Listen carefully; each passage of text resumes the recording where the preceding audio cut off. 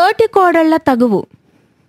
చిత్ర చాలా ఆవేశంగా అత్త సుందరి దగ్గరికి వచ్చి, అత్తయ్య, ఆ గౌరీ ఉన్న ఇంట్లో నేనుండలేను. ఉంటే తానైనా ఉండాలి, లేదా నేనైనా ఉండాలి.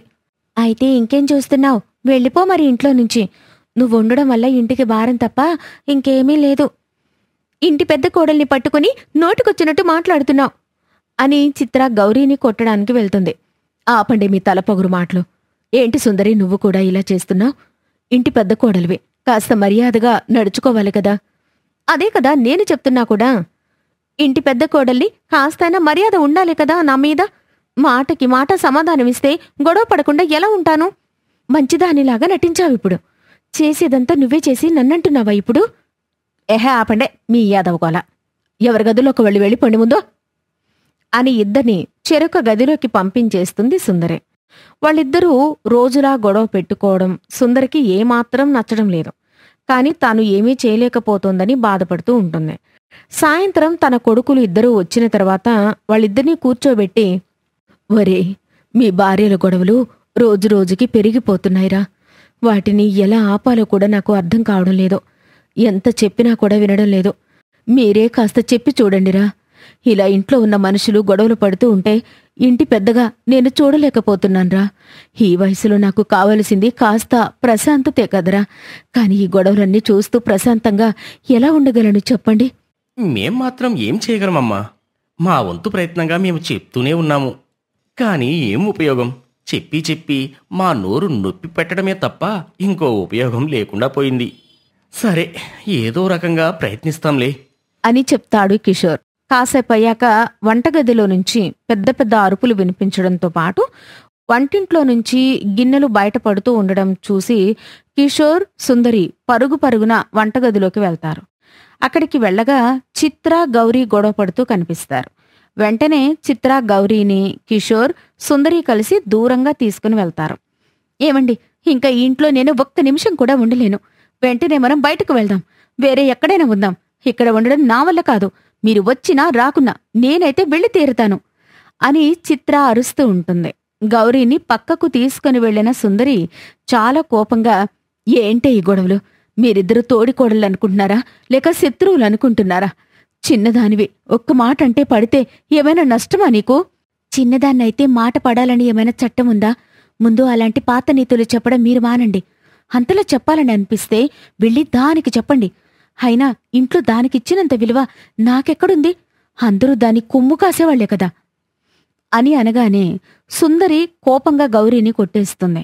సుందరి కొట్టిందన్న కోపంతో గౌరీ తన గదిలోకి వెళ్లి తలుపేసుకుంటుంది. సుందరి కంగారుగా తన చిన్న కొడుకు కిరణ్ దగ్గరికి వెళ్లి, ఒరే కిరణ్, కోడలు నా మీద కోపంతో గదిలోకి వెళ్లి తలుపేసుకుందిరా.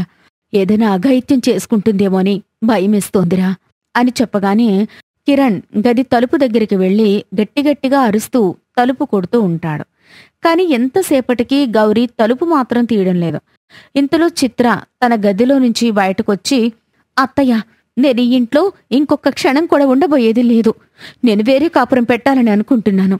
అది ఇంట్లో ఉండగా నేను ఈ ఇంట్లో అడుగు పెట్టబోయేది లేదు చెప్తున్నా. వదినా, అలా మాట్లాడతావేంటి? పెద్ద మనసు చేసుకుని నువ్వే కొంచెం సర్దుకోపోవాలి కదా. ఇలా సర్దుకుపోవాలి అని అంటూని ఇక్కడి వరకు తీసుకొనొచ్చారు. ఇక సర్దుకుపోవడం అనేది లేదు. అన్ని సర్దుకుని వెళ్ళిపోవడమే. ఏంటి మీరు అక్కడే నిలబడి చూస్తున్నారు? వస్తారా రారా? ఒరే పెద్దోడా, నువ్వు కూడా ఏంట్రా? చిత్ర అంటే ఆవేశంగా ఏదో మాట్లాడింది అనుకుందాం. నువ్వు నచ్చజెప్పాల్సింది పోయి ఇలా చూస్తున్నావు. అమ్మా, తాను వినేలా లేదమ్మా. ఎంత చెప్పినా లాభం లేదు. కలిసి గొడవలు పడుతూ ఉండటం కంటే విడిపోయి ప్రశాంతంగా ఉండటం మంచిది కదా అని కిషోర్ కూడా చిత్రతో పాటు ఇంటి నుంచి బయటకు వెళ్ళిపోతాడు. అంతలోనే గౌరీ బట్టలు సర్దుకుని గదిలో నుంచి బయటకొచ్చింది. ఏమండి, ఈ మర్యాద లేని ఇంట్లో నేనుండలేను. కోడలి మీద కొంచెం కూడా ప్రేమ అనేది లేకుండా చేయి చేసుకునే ఆవిడ ఒక అత్తనా? ఇంత జరిగాక ఇంట్లో ఉండడం అంటే గతి లేక ఉన్నట్టే. పదండి వెళ్దాం అని అనగానే కిరణ్ కూడా ఏమీ మాట్లాడకుండా వెళ్ళిపోతూ ఉంటాడు. వరే చిన్నడా, ఏంట్రా తాను రమ్మనగానే నువ్వు కూడా అలా వెళ్ళిపోతున్నావు? అమ్మా, తనకి ఇక్కడ ఉండటం నచ్చడం లేదు. తానొక దగ్గర నేనొక దగ్గర ఎలా ఉండగలమమ్మా? అందుకే నేను కూడా వెళ్తున్నానమ్మా అని చెప్పి కిరణ్ కూడా బయటకు వెళ్ళిపోతాడు. అలా రోజులు గడుస్తూ ఉంటాయి. చిన్ననాటి నుంచి పిల్లలిద్దరినీ అల్లారుముద్దుగా పెంచుకున్న సుందరికి కళ్ల ముందు పిల్లలు కనిపించకపోయేసరికి చాలా ఒంటరిగా అనిపిస్తూ ఉంటుంది. బాధతో ఒంటరిగా రోజులు గడుపుతూ ఉంటుంది సుందరి. అలా ఒకరోజు అవసర నిమిత్తం బయటకు వెళ్ళగా దూరంగా ఒక తల్లి పిల్లాన్ని ఆడిస్తుండడం కనిపిస్తుంది సుందరికి. ఏ తల్లైనా తన పిల్లలు చాలా గొప్పగా ఎదగాలని కోరుకుంటుంది. కానీ పిల్లలకు రెక్కలొచ్చాక వాళ్ల దారి వేరే ఉంటుందని మరిచిపోతుంది. నా కళ్ల ముందు పెరిగిన నా పిల్లలు ఇప్పుడు వాళ్ల సొంత గూటికి చేరిపోయారు. ఏ తల్లికైనా పిల్లలు ఎదిగినప్పుడు వచ్చే ఆనందం కన్నా వాళ్ళు దూరం అయినప్పుడు వచ్చే బాధ ఎక్కువ ఉంటుంది. ఇది ఎవరికీ చెప్పలేము, అలాగని మనసులోనూ దాచుకోలేము. అనుభవించక తప్పని బాధ జీవితకాలం భరించక తప్పదేమో అని తనలో తాను బాధపడుతూ మాట్లాడుకుంటూ ఉంటుంది. సుందరి అలా పరధ్యానంగా నడుచుకుంటూ వెళ్తుండడం వల్ల చూసుకోకుండా ఎదురుగా వచ్చే ఒక లారీ ముందుకు వెళ్తుంది. సుందరి అలా రావడంతో లారీ నడిపే వ్యక్తి కూడా అదుపు చేయలేక సుందరిని గుద్దేస్తాడు. దాంతో సుందరి చాలా దూరంగా పడిపోయి అక్కడికక్కడే చనిపోతుంది. ఎవరో సమాచారం ఇవ్వడంతో అంబులెన్స్ అక్కడికి వచ్చి సుందరిని హాస్పిటల్కి తీసుకుని వెళ్తుంది. ఎంత ప్రయత్నించినా సుందరి దగ్గర ఏ సమాచారం దొరక్కపోవడంతో పోలీస్ కూడా తానెవరు అన్నది కనుక్కోలేకపోతారు. అదే ఆసుపత్రిలో పనిచేసే ఒక వ్యక్తి సుందరిని గుర్తుపట్టి కిరణ్కి ఫోన్ చేస్తాడు. కాసేపటికే వాళ్ళు అక్కడికి వస్తారు. ఎంత ఘోరం జరిగిపోయిందమ్మా. అమ్మా లే అమ్మా, నీతో మాట్లాడాలమ్మా. ఇప్పుడు ఏడ్చి ఏమి లాభం బాబు? ఉన్ననాడు అమ్మని సరిగా చూసుకుని ఉంటే ఇప్పుడు ఈ పరిస్థితి వచ్చి ఉండేదా? ప్రతి ఇంట్లో గొడవలు అనేవి ఖచ్చితంగా ఉంటాయి. మీరు వేరే కాపురం పెట్టడం కూడా నేను తప్పని అనడం లేదు. కానీ వేరే వెళ్ళిపోయినంత మాత్రాన తల్లి ఉందా చచ్చిందా అని కూడా పట్టించుకోకపోవడమే సమస్య. మీరు కేవలం ఇల్లు విడిచిపోయారు, బంధాలను విడిచి కాదు కదా. తల్లి బంధాన్ని కూడా మర్చిపోయి ఇన్నాళ్ళు బ్రతికి ఇప్పుడు అమ్మ కావాలి అని ఎలాగయ్యా అంటారు? నేను మీ అమ్మని చూసి మీకు సమాచారం ఇచ్చాను కాబట్టి మీరు మీ అమ్మని కనీసం చివరి చూపైనా చూడగలిగారు.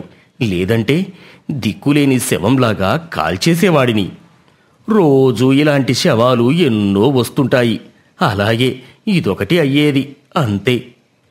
ఇంతలో నాకు అర్థం కాని విషయం ఏంటంటే ఈ తల్లి చేసిన తప్పేంటి ఇంత శిక్ష అనుభవించడానికి?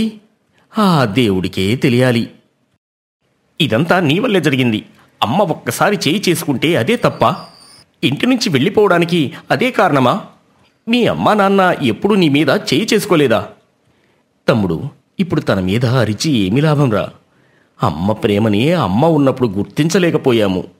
ఇప్పుడు మన ప్రేమను చూపించడానికి అమ్మ లేదు. అమ్మ తన జీవితంలో కోరుకున్నది ఒక్కటే విషయం, మనం ఒక్కచోట ఉంటూ సంతోషంగా ఉండాలని. ఇప్పటికైనా మన ఇంటికి మనం వెళ్ళి సంతోషంగా ఉంటూ అమ్మ ఆత్మ శాంతి కలిగేలా చేద్దాంరా. అమ్మ బ్రతికి ఉన్నప్పుడు తన మాట పట్టించుకోలేదు. అమ్మ పోయాకైనా తన మాటకు విలువిద్దామన్నయ్యా. నువ్వు చెప్పినట్టుగానే ఈరోజే మన ఇంటికి మనం వెళ్ళిపోదామన్నయ్యా. తమ ఇంటికి తాము వెళ్లి సుందరి అంత్యక్రియలు చేస్తారు. అప్పటి నుంచి చిత్ర, గౌరి గొడవ పడకుండా ప్రేమగా ఉంటారు.